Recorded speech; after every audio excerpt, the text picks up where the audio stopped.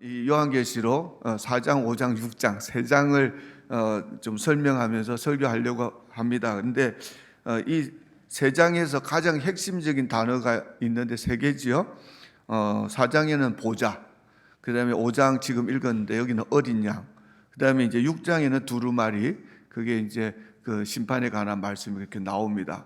세 개가 뭐라고 그랬죠? 보좌, 어린 양, 두루마리. 이 세 단어를 여러분 잘 기억하시면 됩니다. 그래서 이제 4장 1절인데 4장 1절이 어떻게 시작하는가 하면은 그 뒤에 세 번역은 그렇게 얘기하고 있습니다. 그리고 우리 개역 개정이나 개역 한글은 이 일 후에, 그 뒤에 또는 이 일 후에 이렇게 이제 시작을 해요. 그러면 어떤 일 뒤에? 그러니까 그 앞에 이제 성경을 보게 되면은 1장 19절에 이 요한계시록을 쓰는 그 목적이 거기 나와 있습니다. 예수님께서 이제 주일날 그 밤모섬에서 그 사도 요한에게 이렇게 이제 계시를 주시면서 이런 말씀을 해요. 그러므로 너는 너가 본 것과 과거지요. 본 것, 지금의 일들, 현재 일이죠. 그리고 이 다음에 일어날 일을 기록하라. 이렇게 말씀하셨어요. 그래서 1절에는 이제 이 사도 요한이 본 것들, 이제 지난 과거의 일들에 대해서 얘기를 한다 하면 2장과 3장에는 7교회 얘기를 하게 됩니다. 7교회 편지를 보내는데 그거를 우리가 7시대, 교회의 7시대 또는 뭐 7교회의 종류라고 얘기할 수도 있어요. 아무튼 지금이 교회 시대입니다. 그래서 교회에 대한 얘기들을 해요. 그게 현재 있는 일이라는 얘기지요. 그리고 그 일 후에 하면은 교회 시대가 끝난 후가 되겠지요. 바로 이제 그거는 뭐냐면 지금 우리가 교회 시대에 살고 있는데 이 시대가 언젠가 끝나는데 그 다음부터 일어날 일들, 이게 장래 일이죠. 미래 일에 대한 얘기들을 하나님께서 이제 사도 요한에게 쭉 보여주시는 겁니다. 그러면서 그걸 이제 기록하고 그거를 전하고 해라는 말씀을 하시는 겁니다. 그러니까 너가 본 것, 지나간 것, 지금의 일들은 현재 교회의 일들, 이 뒤에 일어날 일들은 최후의 심판과 새하늘과 새 땅에 관한 일이다. 이렇게 말씀하는데, 그래서 이제 그 4장 1절에 그 뒤에 내가 보니 하늘의 문이 하나 열려 있었습니다. 하늘의 문이 열렸다고 이제 표현을 해요. 교회 시대가 끝나면서 하늘의 문이 열린다는 건데, 요한계시록에 하늘의 문이 열린다는 건 딱 두 번밖에 안 나옵니다. 여기 4장 1절에 하늘의 문이 열리고 그 다음에 19장에 또 하늘의 문이 열려요. 하늘의 문이 열리는 것은 우리 주 예수 그리스도의 재림과 관계된 때만 열립니다. 그래서 이때는 공중으로 재림하셔서 이제 이 교회가 들림 받아서 공중에서 주님을 만나는다고 하신 그 예언의 말씀이 이루어지는 장면이 되고, 그 다음에 계시록 19장에 이 하늘의 문이 열릴 때는 우리 주 예수 그리스도가 심판주로 이 땅에 이제 지상 재림하는 그때 문이 열린다는 걸 우리가 볼 수 있습니다. 그래서 하늘의 문이 열려요. 그리고 나서 전에 내가 들은 그 음성, 곧 나팔 소리와 같이 나에게 들린 그 음성이 이리로 올라오느라, 이 음성을 듣게 됩니다. 사도 요한이. 그래서 그 음성을 들을 때 이리로 올라오느라, 이 뒤에 일어나야 할 일을 너에게 보여주겠다. 그래서 이제 이 사도 요한이 이 말씀을 듣는 순간 바로 이제 변화되어서 주님의 보좌 앞에 올라가게 되는 것이 이제 이 장면이 나오고 있는데, 그래서 우리는 이 요한계시록 4장 1절 말씀을 교회가 휴거된다는 확실한 증거를 뒷받침하는 말씀으로 우리가 그렇게 믿고 있는 거지요. 자, 그래서 이제 환란이 시작되는데, 교회 시대가 끝나면서 교회는 들림을 받는다는 게 이게 핵심입니다. 교회는 환란을 통과하지 않습니다. 교회는 들림을 받고 이제 이 공중에서 우리 주님을 만나서 어린 양 혼인잔치가 7년 동안 계속될 동안 지상에는 드디어 적그리스도가 나타나면서 환란이 온다는 것이죠. 7년 환란이 이제 그렇게 시작됩니다. 그래서 이제 그 종말의 그 타임라인, 지난주는 이제 우리 그 인류의 역사 그거를 갖다가 7시대로 나눠서 잠깐 얘기했다 그러면, 이번에는 오늘은 이제 이 종말이 일어날 일들, 바로 이제 예수 그리스도가 요한께서 그 사도 요한에게 이렇게 앞으로 되어질 일들을 다 계시해 주셨잖아요. 그 일들을 이렇게 좀 정리를 해드리려고 그래요. 그래서 실제 교회 시대, 지금 시대입니다. 이 시대가 끝나는 바로 그 시점에 예수 그리스도가 공중에 재림하세요. 그때 이미 죽었던 무덤에 들어간 성도들이나 아니면 그때까지 살아있는 성도들이나 갑자기 몸이 변화되면서 전부 다 들림을 받습니다. 그걸 랩처라 그래요. 그리고 우리는 그걸 휴거라 그럽니다. 한국말로는. 그렇게 해서 올라가서 예수 그리스도를 공중에서 만나는데 그것을 첫 번째 부활이라 그래요. 이 첫 번째 부활에 참여하는 자들은 복이 있다고 얘기합니다. 그런데 이렇게 들림 받는 그 동시에 지상에는 적그리스도가 나타나요. 엔타이크라이스트. 그래서 이 적그리스도가 나타나면서 7년 환란이 이제 시작이 되는데 이 7년 환란은 또 다니엘서에도 보면은 이게 예언이 나오는 대로 하면 이 전 3년 반과 후 3년 반 이렇게 나눈다고 얘기하고 있습니다.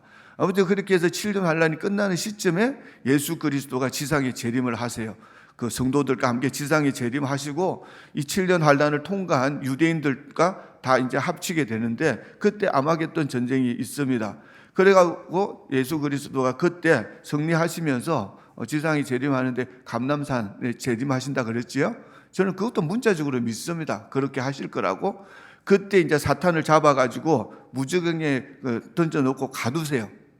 그러고 나서 아직 불못은 아니고 무저갱에 감옥 같은 데 가둬놓고 1000년이 지나가는데 그 1000년 동안 이 땅에는 이 천년 왕국이 이루어집니다. 천년 왕국은 바로 우리 교회를 위하였다기보다는 그 유대인에게 주신 아브라함의 언약, 다윗의 언약이 이루어진 적이 없어요. 인류 역사상 이스라엘 역사를 여러분도 다 아시겠지만 그 약속을 반드시 이루실 줄 믿습니다. 그래서 이제 그 천년 왕국에서 교회도 물론 왕노릇 하지만 유대인들이 그때 왕노릇을 하게 된다는 얘기죠. 그리고 천년 왕국 끝에 사탄을 잠깐 풀어놓는데 이유가 뭡니까? 바로 그 천년 왕국에서는 그냥 낙원과 같은 곳이잖아요. 그런데 거기에서도 태어나는 많은 사람들이 있는데 이분들은 한 번도 시험을 받아보지 않았기 때문에 마지막에 사탄이 잠깐 미혹을 하게 됩니다. 그리고 나서 이제 모든 사람들이 이제 부활하는, 그러니까 믿지 않는 자들도 다 부활해요.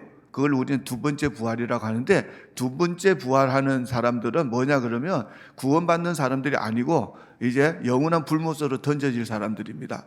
그날에 알곡과 쭉정이가 다 이제 나눠지고 양과 염소가 나눠지는 그런 날이라고 보고 있죠. 그래서 이 두 번째 부활에서 이제 마지막 심판을 받는데 그때 이제 이 모든 것이 다 떠나요. 없어지고 이제 백보자가 탁 나타나면서 모든 사람들의 생명록에 이름이 기록되지 않은 모든 자들은 사탄과 그리고 죽음과 이런 모든 거짓 선지자와 함께 영원한 불못으로 던져지는 그 백보자 심판이 있다고 얘기하고 있습니다. 그리고 나서 그런 것이 끝나고 난 다음에 이제 이 처음 하늘 처음 땅은 다 없어지고 새 하늘과 새 땅으로 우리가 이제 들어가서 새 예루살렘에서 주님과 함께 영생을 보내게 된다. 이것이 뭡니까? 이게 하나님의 계획입니다. 하나님의 계획은 변경되지 않아요. 그대로 이루어지는 걸 우리가 믿습니다. 자, 그래서 이제 2절에 보니까 이제 들림을 받아서 성령에 사로잡히고 그때 뭘 보느냐? 첫 번째 뭐요? 핵심 단어가 보좌라 그랬잖아요. 그런데 하늘에 보좌가 하나 놓여 있고 그 보좌에 한 분이 앉아 계셨습니다. 그분은 하나님이십니다. 이 보좌에 앉으신 이 하나님, 이 보좌가 이 4장에만 12번 나와요. 이 단어가 요한계시록에는 40번 이상 나옵니다. 보좌가 상징하는 게 뭔가? 여러분, 이 세상을 누가 다스린다고 생각합니까? 사람들은 뭐 대통령이나 왕들이 다스리고 아니면 뭐 물질을 많이 가진 사람들, 권력을 가진 사람들이 다스린다고 생각하지만 여러분, 그 사람들의 이 수명이 도대체 몇 년입니까? 다스려봤자 얼마를 다스려요? 그렇기 때문에 이 왕들을 세우고 대통령을 세우는 분도 하나님이십니다. 세우기도 하고 낮추시기도 하시는 분은 하나님이세요. 그러니까 진짜 참으로 이 온 우주와 만물, 이 세상을 다 다스리는 분은 유일하신 분, 하늘의 보좌에 앉아 계신 하나님 한 분밖에 없는 줄 믿습니다. 그게 이제 보좌의 의미라는 얘기죠. 그리고 이제 심판을 행하실 이 보좌에 앉아 계신 하나님 뒤로 무지개가 보여요. 예, 녹색 무지개 보이는데 우리가 이 땅에서 보는 무지개는 우리는 그거잖아요. 땅에서 보기 때문에 다 반원이지요. 예. 그런데 하나님의 이 보좌를 둘러싸고 있는 그 무지개는 완전한 원이라고 얘기를 하고 있습니다. 그리고 이 무지개는 노아의 언약이지요. 예, 다시는 물로 심판하시지 않겠다는 하나님의 자비를 나타냅니다. 그러니까 이제 불로 심판하실 그 하나님이시지만 그런 그 심판, 그 노하신 그 심판 가운데서도 자비를 잃지 않으신다는 그 하나님의 그 성품을 그렇게 표현하고 있는 걸 볼 수 있습니다. 그리고 실제로 하나님은 그 심판 가운데서도 은혜를 베푸시고 자비를 베푸시고 그런 가운데서도 불 가운데서도 구원받는 자들이 있다는 걸 우리가 볼 수 있습니다. 그리고 이제 이 보좌 주위에 24장로가 등장을 해요. 24장로에 대한 정체를 또 알려고 사람들이 많이 공부를 하는데 공부할 필요가 없이 그냥 문자 그대로 믿으면 됩니다. 24장로가 누굴까요? 바로 구약 시대나 신약 시대나 사람이 구원을 받는 것은 오직 유일한 길은 예수 그리스도의 보혈의 핏밖에 없는 줄 믿습니다. 그 구약 성도들도 메시아 예수 그리스도를 바라보고 있었고 신약 시대 사람들은 당연히 우리 주 예수 그리스도 십자가를 바라보고 있기 때문에 예수 믿고 구원받은 그리스도의 십자가의 피로 구속받은 모든 성도들을 이 24장로가 대표를 하고 있다. 그 말씀입니다. 그래서 구약 성경에도 보면 이 하나님을 섬기는 이 제사장들 이런 얘기들 나올 때 보면은 거기도 24장로가 하나님을 섬겼다는 얘기가 나오고 있어요. 그래서 이분들이 흰 옷을 입고 이 성리를 상징하는 것이고 손에는 하프를 들고 머리에는 검 면류관을 쓰고 있다 하는 이런 장면들이 나오고 있습니다. 하나님이 앉아 계신 이 보좌, 이거는 지금 이제는 더 이상 은혜의 보좌라기보다는 심판의 보좌입니다. 그래서 그 보좌 주변에서 천둥 번개가 치고 하는 그런 내용들이 나오고 그 보좌 앞에 있는 것에 대한 설명이 나와요. 7 등불, 세 번역에는 7 횃불이라고 얘기하는데 7 영, 바로 성령을 상징합니다. 그리고 보좌 앞에 유리바다가 있고 그리고 네 생물들이 이제 또 보좌 주변에 있어요. 네 생물. 하나는 사자같이 생겼고 하나는 송아지같이 생겼고 하나는 사람같이 생겼고 하나는 독수리같이 생겼다 했는데 숫자 넷의 의미가 뭐냐면 땅의 숫자입니다. 땅의 숫자를 넷이라고 하는데 이 네 생물이 그 상징하는 게 하나님이 만드신 모든 피조물들을 이렇게 상징하고 있는 거죠. 여러분 그 24장로가 누구라고요? 바로 구원받은 모든 백성을 상징하듯이 이 네 생물은 하나님이 창조하신 모든 피조물을 상징하고 있다. 여러분, 그러니까 누가 주인입니까? 하나님이 주인이시라는 거예요. 모든 것을 만드신 창조주가 누구신가? 하나님이십니다. 그럼 누가 다스릴까요? 당연히 하나님이 다스린다는 것을 보여주시는 겁니다. 여기까지가 여러분 보좌 주변에 대한 얘기인데 이게 바로 심판의 무대가 이제 준비됐다는 걸 보여주시는 겁니다. 여러분 주님의 몸된 교회는 덜림 받았어요. 아니 여러분 상식적으로 지난주에도 얘기했지만 교회는 주님의 몸인데 예수님이 머리 대신 예수님이 자기 몸을 학대한다는 건 말이 돼요? 안 돼요? 말이 안 되잖아요. 그래서 교회가 이 땅에 있는 이상은 하나님께서 심판을 행할 수가 있다 없다? 행할 수가 없는 겁니다. 근데 그러니까 하나님의 심판이 이게 행해지려면 교회가 어떻게? 일단 들림을 받아야 돼요. 성령 하나님도 그때까지는 교회와 함께 있다가 들림을 받고 그러면 이제 이 환란 가운데는 성령이 안 계시냐? 성령의 역사가 계속됩니다. 근데 그때 성령의 역사는 이렇게 구원하시는 성령 역사도 하겠지만은 주로 심판을 행하시는 그 역사를 이제 하게 되는 거죠. 여러분 하나님은 보좌에 앉으셨고 교회는 들림을 받았고 천상의 모든 피조물들은 하나님의 이름을 높이고 찬양하고 있는 바로 그때 24장로들이 이제 주님 앞에 엎드려가지고 자신들이 쓰고 있던 검 면류관을 주님 앞에 벗어드리고 경배하는 그 장면이 나옵니다. 면류관 이게 뭐냐면 구원받은 백성들이 이 땅에서 주님을 섬기다가 그 섬김에 대한 하나님이 주시는 상급이거든요. 이 상급을 갖다가 받을 자격이 없다는 거죠. 우리는 구원받은 것만 또 감사하고 죄가 용서받음을 받은 것도 감사한데 뭘 또 우리가 한 일이 뭐가 있다고 검면류관을 세워주시고 우리를 보좌에 앉게 하셨다. 예수님이 하신 말씀과 같습니다. 주님과 함께 보좌에 앉게 해주시는 이 영광을 감당할 수가 없으니까 이 장로들이 다 무릎을 꿇고 그리고 자기가 섰던 금면류관을 주님 앞에 내려놓고 주님을 경배하는 이 장면이 나오고 있습니다. 물 한번 마시고. 여러분, 저는 이만큼 살다 보니까는 우리 집사람이 맨날 그런 얘기를 해요. 뭐 이렇게 하고 싶은 게 많네요. 저는 진짜 하고 싶은 게 많아요. 야, 시간도 없고 돈도 없어서 못하지, 나한테 돈과 시간만 주시면은 난 뭐든지 다 하고 싶어요. 그러니까 그 중에 하나가 뭐냐면 뭐 이런 거 있잖아요. 그 저쪽에 있는 그 국립공원 중에 제일 크고 유명한 국립공원이 뭐지? 그 이름도 갑자기 생각 안 나네. 옐로스톤. 그러니까 우리 집사람은 애들 데리고 갔다 왔는데 전만 못 갔어요. 개 지키느라고. 그래서 옐로스톤을 한번 가는 게 이게 소원이라니까요. 그런데 만약에 여러분, 내가 죽기 전에 못 갔다고 그래서 내가 막 그걸 막 감탄을 하고 그럴 것 같습니까? 아니요. 내가 이 세상에서 하고 싶은 게 많지만 못해도 그만이에요. 옐로스톤 안 갔다고 내가 3일을 울 것 같습니까? 아니, 그런 거 아니에요. 해도 그만, 안 해도 그만. 저는 뭐 먹고 싶은 게 많아요. 특별히 새우 그러면 자다가 깨요. 랍스터 그러면 뛰어가요. 나 랍스터 달라고 기도한 적도 있어요. 근데 하여튼 그거를 주면 고마운데 못 먹었다고 또 내가 울겠습니까? 아니요. 안 울어요. 먹어도 그만, 안 먹어도 그만이에요. 근데 요거 하나는 나 이건 안 하면 안 돼요. 나 이것 때문에 진짜 천국 가고 싶은 거예요. 바로 이 장면. 24 장로가 누구라고요? 바로 우리라 그랬잖아요. 우리를 얘기한 거예요. 나도 그렇게 하고 싶은 거예요.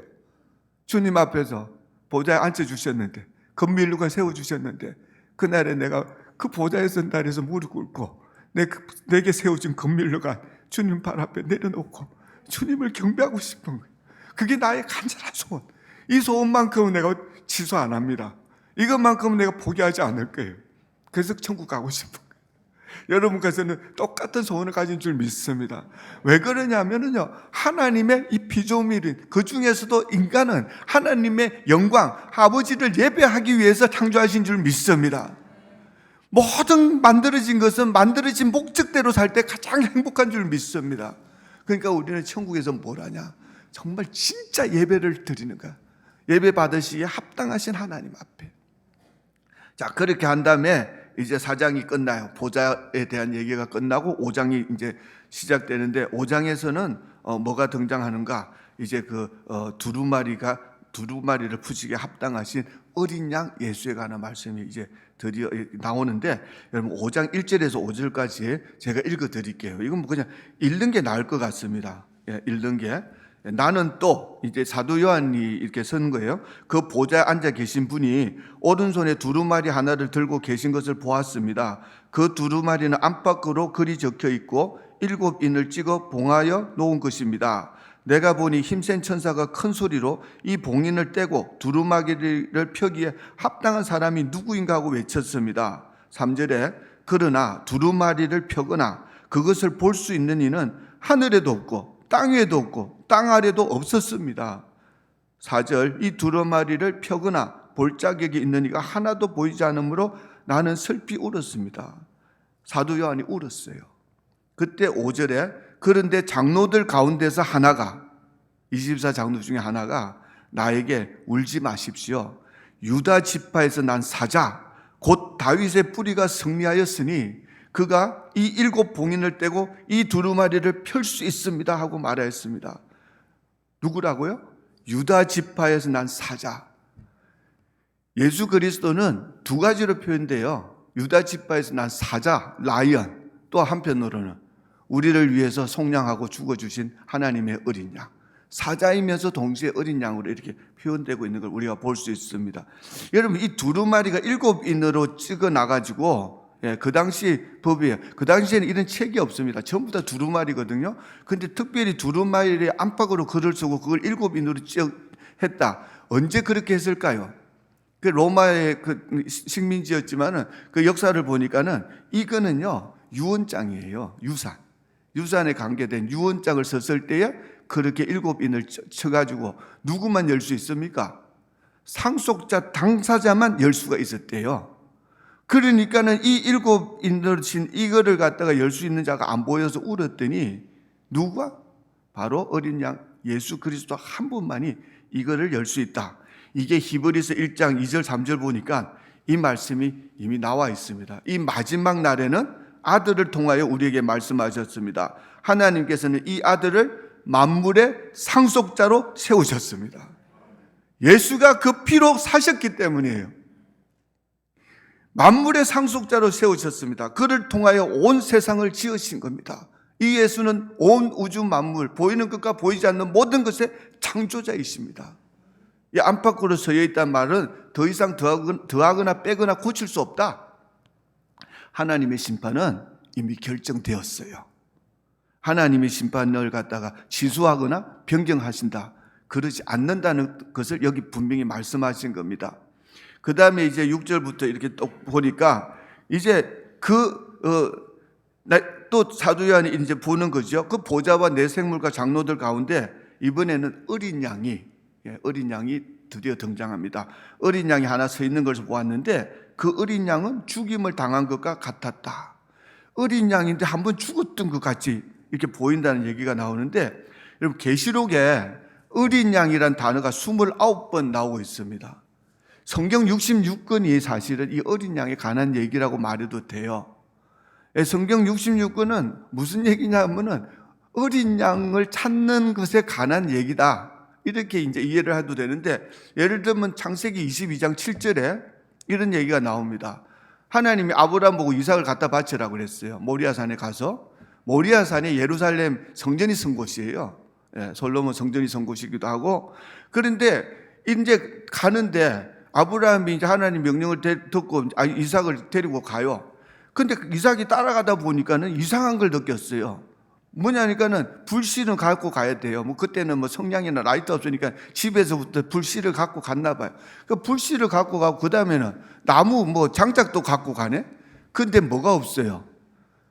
하나님께 바쳐야 될 그 제물 어린 양이 없어. 그래서 이삭이 아브라함한테 물어보잖아요. 아버지, 불가나무는 여기 있는데 어린 양은 어디 있습니까? Where is the lamb? 이런 간단한 영어는 제가 하잖아요.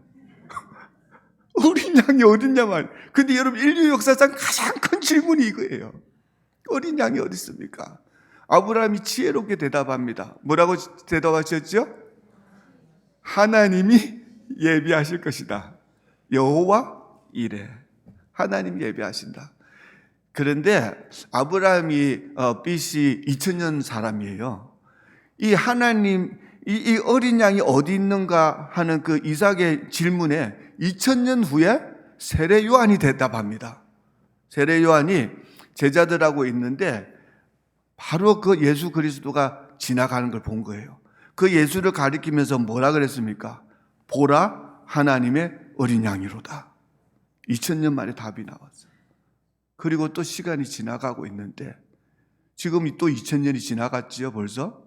그런데 바로 그날 하늘에서 심판이 시작될 때 이 어린 양에 대한 얘기가 또 나오는 거예요. 누가 두루마리를 풀 수 있을까? 누가? 바로 이 하나님의 어린 양이 적임자다. 이 답이 나오는 거죠. 그래서 7절에 그 어린 양이 나와서 보좌에 앉아 계신 분의 오른손에서 그 두루마리를 받았습니다. 그가 그 두루마리를 받아 들었을 때 네 생물과 24 장로가 각각 금은고와 향이 가득히 담긴 금 대접을 가지고 어린 양 앞에 엎드렸습니다. 여러분 어린 양은 하나님이십니다. 왜 그러냐 하니까 하나님 외에는 경배할 수가 없거든요. 그런데 보좌에 앉으신 분을 경배하던 이분들이 또 이제 어린 양 앞에 엎드리고 경배하는 것이죠. 근데 그 향은 곧 성도들의 기도입니다. 이렇게 성경이 얘기하고 있어요. 여러분 성도들의 기도는 하나님 앞에 바쳐지는 아름다운 향과 같다고 얘기한 거죠. 하나님은 우리 기도에 응답하시고 기도를 받으신다는 것을 얘기하고 있습니다. 그때 이들이 새로운 노래를 불러요. 주님께서는 그 두루마리를 받으시고 봉인을 떼실 자격이 있습니다. 주님은 죽임을 당하시고 주님의 피로 모든 종족과 언어와 백성과 민족 가운데 사람들을 사서 하나님께 드리셨습니다. 오늘 읽은 우리 본문 중에 나오는 말씀인데, 여러분 우리 인간이 지은 모든 죄를 다 씻음 받고 하나님 앞에 구원받을 수 있는 유일한 길은요, 우리의 업적이 아니에요. 우리의 선한 행위가 아니에요. 오직 우리를 위해서 죽어주신 예수 그리스도의 피로 씻어야 되는 겁니다. 그 예수가 나를 위해서 십자가에서 죽으실 때 내 자리에서 대신 죽어주시고 내가 지불할 수 없는 죽음으로 지불해야만 되는 이 죄값을 예수님이 다 지불해 주셨다는 것을 믿을 때 하나님이 우리의 믿음을 의로 보시는 거예요. 하나님은 자기가 보낸 독생자 예수를 믿는 자를 의롭다 하시는 겁니다. 그 믿음을 의라고 얘기하신 거예요. 그러니까 그거를 우리는 절대 잊어서는 안 됩니다. 얼마나 멍청한 사람들이 많은지 몰라요, 이 세상에는. 하나님이 믿기만 하면 구원해 주신다고 이 구원의 선물을 우리에게 주셨는데도 불구하고 끝까지 자기 의로 어떻게 해보려고 애를 쓰는 사람들도 있고, 심지어는요, 지옥을 가도 그 후손들이 그 조상을 위해서 기도하고 헌금하면은 이 지옥에서 슬슬슬슬 빠져나와서 점점 좋은 곳으로 옮겨서 천국까지 옮겨갈 수 있다고 가르치는 종교도 있단 말이에요. 그리스도의 십자가의 피를 헛되게 만드는 그런 무식한 사람들 때문에 답답해서 미치겠단 말이에요, 지금. 하나님의 아들 예수 그리스도가 이 지금 심판 중에도 뭐라고 노래를 부릅니까? 이거 노래가요, 내용이 보니까 예수 그리스도의 구속의 복음의 내용밖에 없어요. 주님의 피, 예수의 피로 모든 종족과 언어의 백성과 민족 가운데 사람들을 그 피로 사서 하나님께 드리신 분, 이분이 하나님의 어린 양입니다. 우리도 예수의 피로 사셨어요. 그거 믿기만 하시면 됩니다. 여러분의 행위가 아닙니다. 나는 죄를 많이 지었는데, 죄를 많이 지은 사람에 대해서 예수님 뭐라 그랬냐면은, 많이 지었다고 그러면 더 많이 사함을 받았다는 얘기잖아요. 그러니까 많이 사함을 받은 자가 나를 더 사랑할 수 있다고 얘기하신 겁니다. 여러분, 죄 때문에 고민하지 마시고 예수 그리스도 믿으시기 바랍니다. 그래서 이 찬양을 들으시면서 이제 보니까는 거기에 오직 그리스도 한 분만이 영광을 받으시기 합당하다는 이 노래를 하게 되는데, 그러면 이런 가운데서 환란이 시작되는데, 이 환란의 이중적인 목적이 있습니다. 첫째는 악한 자들을 심판하는 것이 그게 목적이고 당연하죠. 두 번째 목적은 뭘까요? 바로 유대인들 때문이에요. 이스라엘이 그대로 멸망당하지 않습니다. 지금은 우리 이방인들을 구원하시기 위해서 참 그 감람나무에 붙었던 가지를 잠깐 꺾어 놓고 우리를 접붙이셨다 그랬잖아요. 돌감나무에 붙은 우리들을, 이방인들을 구원하시기 위해서 그렇게 하셨는데, 사실 유대인들만큼 불쌍한 민족도 없어요. 하나님의 택하심을 받았지만 사실은 고난의 연속 아니었습니까? 어떻게 2000년 동안 나라 없이 이렇게 지낼 수 있고, 이게 불과 또 나라가 다시 독립하고 회복한 게 불과 얼마 되지 않은 일이잖아요. 예, 100년도 안 됐죠, 아직. 이제 1900 몇 년? 43년인가 45년? 48년. 예, 1948년. 야, 이거 어떤 이런 기적이 일어날 수 있습니까? 그런데 이 이스라엘은 그래도 독립을 했다고 해서 예수께로 돌아왔냐? 안 돌아오잖아요. 언제 돌아온다고요? 환란에 들어갔어요. 그 환란 가운데서도 이들은 순교하면서 복음을 전할 민족으로 택함을 받은 것이요. 그러니까 심판과 이스라엘의 회복, 이 두 가지가 환란의 목적이라는 걸 우리가 알 수 있습니다. 교회를 위한 것이 아니라는 것이죠. 교회는 들림을 받습니다. 그래서 이제 6장으로 넘어가면 이제 드디어 7년 대환란이 시작되는데, 이게 다니엘이 71회라고 그래가지고 이제 예언이 다 나오잖아요. 다니엘 7장 이런 데 나오는데, 9장에 나오죠. 그런데 이 다니엘이 71회를 보면은 69일에 69 곱하기 7이죠. 69일에는 이미 다 지나간 거예요. 그리고 이 다니엘 선지자도 이 구약의 예레미야 선지자, 이사야 선지자 모두 다 못 본 게 있어요. 그게 그리스도의 비밀인 교회입니다. 구약의 어떤 선지자도 교회에 대한 얘기를 못 해요. 교회는 감추어진 것이죠. 그런데 그렇기 때문에 69주가 지나고 교회 시대가 지금 있는 것이고, 마지막 한 주에 대한 것은 다니엘이 선지자가 잘 예언해 놨습니다. 그 한 주가 이제 시작되는 거예요. 마지막 한 주. 그것이 이제 앞에 첫 3년 반과 후 3년 반으로 나뉘어져 있는데, 이게 바로 예수님이 마태복음 24장 또 누가복음 12장 이런 데서 예수님께서 유대인들에게 주신 그 예언의 말씀하고 그대로 일치되고 있다는 걸 우리가 이제 찾아보면 알 수 있습니다. 그래서 이제 그 첫 번째 심판이 이 일곱 인을 떼는 심판이 되는데 사실은 이게 다예요. 일곱 인 심판이 다입니다. 그래서 첫째, 둘째, 셋째, 넷째, 다섯째, 여섯째까지 인 심판이 6장에 나오고 있고 그 다음에 일곱 번째 인이 뭐냐니까 일곱 번째 인이 따로 심판이 아니라 인을 떼낼 때 바로 그 일곱 나팔 심판이 시작되는 것을 얘기하는 거예요. 그럼 일곱 나팔이 또 쭉 가다가 일곱 번째 나팔을 불 때 그때 마지막 심판으로 얘기하는 일곱 대접 심판이 한꺼번에 쏟아져 버립니다. 그래서 이제 첫 번째 인, 두 번째 인, 세 번째 인, 네 번째 인까지는 말탄 자들이 등장합니다. 그걸 이제 간단하게 설명하면 오늘 이렇게 설교가 길어지지는 않을 것 같아요. 여러분 좀 더 참으시기 바랍니다. 그래서 이제 이게 이제 심판이 시작되는데 예수님이 첫 번째 인을 딱 떼니까요 내생물 중에 하나가 오라 딱 그러니까요 흰말 탄 자가 등장을 합니다. 이 사람은 활하고 면류관을 쓰고 크라운을 쓰고 그러니까 화살도 없이 활만 들고 나타나요. 이게 뭐냐 그러니까 바로 적그리스도입니다. 적그리스도는 짝퉁 그리스도예요. 물론 엔타이 크라이스트인데 이게는 짝퉁입니다. 흉내를 내요. 적그리스도는 원래 마귀의 속성이 하나님처럼 되려는 거 아니겠습니까? 그러니까 이제 그 요한계시록 19장에 보면 누가 등장하지요? 예수 그리스도 재림하시는 그리스도도 뭘 타고 옵니까? 백마를 타고 오세요. 꼭 그런 것처럼 얘도 흰말 타고 이제 나타나는데 그런데 보니까는 이 적그리스도는 뭘 갖고 온다고요? 화살은 없고 활만 갖고 오는데 이게 뭘 얘기하냐면 평화를 가장하고 오는 자예요. 처음에 여러분 그러니까 어느 날 오늘처럼 주일날 예를 들면 사도 요한 또 이렇게 휴거된 그 올라가 들림받은 이리 올라오라 하고 들림받은 날이 주일이었잖아요. 그러니까 주일날은 특별히 여러분 교회 빠지시면 안 되겠더라고 보니까 주일이 될 가능성이 많아요. 근데 어느 날 주일날 교회를 왔어요. 근데 아무도 없어. 좀 더 기다려봤어. 10분, 20분, 30분인데도 아무도 안 와. 무슨 일이 일어난 거죠? 다 휴거되고 자기만 남은 거지 이제. 뭐 그런 거예요. 그리고 아니면은 뭐 그냥 그 주일날 아침에 교회 오기 싫어서 그냥 집에 있었어요. 그냥 집에 있는데 갑자기 막 속보가 막 뜨는 거야. 막 속보가 뜨면서 뭐 이런 진짜 슈퍼맨이 나타나가지고 세상의 모든 문제를 해결할 수 있는 진짜 위대한 위인이 나타났다. 막 그러면서 막 뉴스가 막 나오는 거야. 이 사람이 우리 세상의 모든 무슨 종교 문제, 경제 문제, 무슨 뭐 재난 문제 뭐 다 해결할 수 있는 그런 슈퍼스타 나타났다. 막 하면서 막 사람들이 축제를 벌리고 난리가 나는 뉴스를 봤다. 이 무슨 사건이죠? 적그리스도 나타난 거예요. 그러니까 이제 휴거는 물 건너 가는 거예요. 이제 그때부터는 7년 환란을 통과해야 돼. 뭐 순교를 하든지. 근데 정말 7년 환란 들어가면 믿기가 힘들어집니다. 믿으려고 해도 어렵겠죠.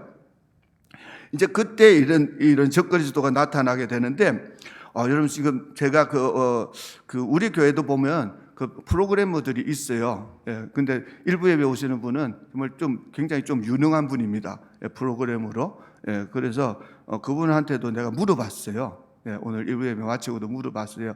내가 듣기로 예를 들면 인도 같은 경우에 13억, 14억 인구가 됩니다. 그렇죠? 중국을 넘어가고 있는데, 근데 뭐 벌써 한 10년 전부터 이런 그 생체 데이터 있잖아요. 뭐 홍채라든지 뭐 지문이라든지 얼굴 인식이라든지 이런 모든 걸 갖다가 모든 13억 인구 전체한테 그걸 갖다가 등록해야 된다는 그걸 의무화를 해가지고 신분 확인 시스템을 다 만들어 놨다고 그래요. 꼼짝 못 하는 겁니다. 그래서 제가 물어봤어요. 근데 전 세계 인구를 대상으로 이런 거 할 수 있냐? 그러니까 그걸 웃으면서 얘기하더라고요. 그게 뭐 일이 아니래. 그건 일도 아니래. 그러니까 적그리스도라는 그 인물이 나타나서 전 세계 모든 인구의 데이터를 다 가지고 컨트롤하고 다스릴 수 있는 그런 기술력이 지금 이미 있다는 얘기입니다. 이거 2000년 전에 썼을 때는 사도 요한은 이건 상상을 못했을 거고 이거를 갖다가 교인들도 읽으면서 무슨 말인지 몰랐을 거예요. 근데 이제 벌써 우리 시대는 지금 적그리스도가 언제 나타나도 이상할 일이 하나도 없다. 이제는 그걸 우리가 일단 알아야 됩니다.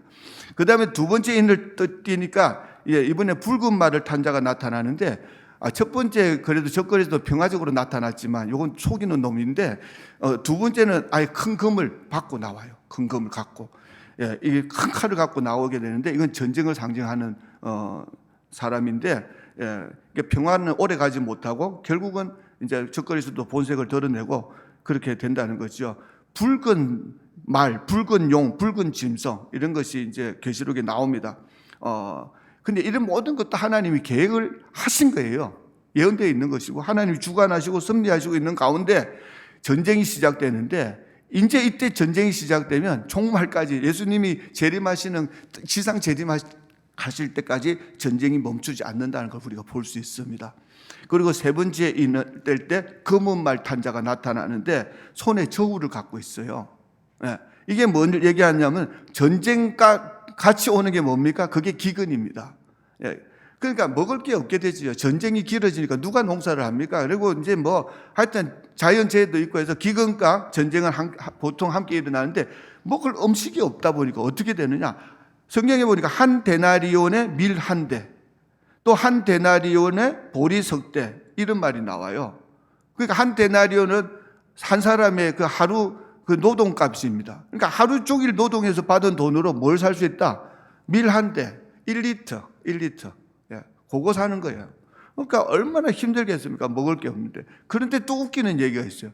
그런데 감람류와 포도주는 해치지 말라 하는 말씀이 나오는데, 이렇게 음식값이 폭등하고 이 가난한 사람들은 먹을 것조차도 없는 그 시대에도 부자들은 사치하는 거거든요. 감람류, 포도주는 이거는 있어도 그만, 없어도 살 수 있는 거잖아요. 필수품이 아닌데 이런 것은 많다는 거예요. 그러니까 부자들은 어떻게 된다? 상관 안 해요.